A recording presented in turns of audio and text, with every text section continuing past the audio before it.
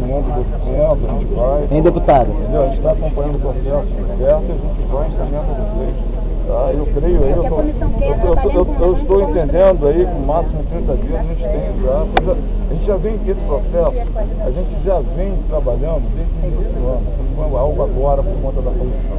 A gente abriu esse procedimento administrativo, tá? Junto com avaliação junto com o presidente da ESAC, com o nosso secretário de obras. Nós fizemos uma avaliação no final do ano passado e realmente os investimentos que nós temos previstos para esgoto não resolvem o problema do nosso da cidade. Por isso a gente levantou esse estudo já desde o ano passado. O procedimento administrativo não é para agora, após a reunião do Alerj, ele iniciou lá atrás, tá? A gente vem trabalhando, a gente vem estudando e agora a gente está aí buscando uma avaliação técnica de alguém ligado à Fundação Getúlio Vargas para a gente finalizar esse estudo e aí tomarmos as decisões cabíveis para a gente. Deputada, só colocar uma situação, né, a legislação passada do Estado foi aprovada uma lei, né, do esgoto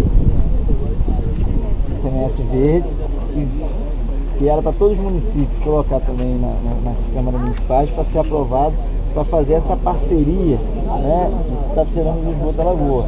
Então, São Pedro Odeiro, a gente já aprovou, já está funcionando, a gente vai para a terceira etapa no município, 10 milhões de São Pedro Odeiro aprovado, mas falta ainda, né, o município de Cabo Frio, Iguaba, Araruama, mas Arraial não é controlado, né? Não. Então a gente precisa...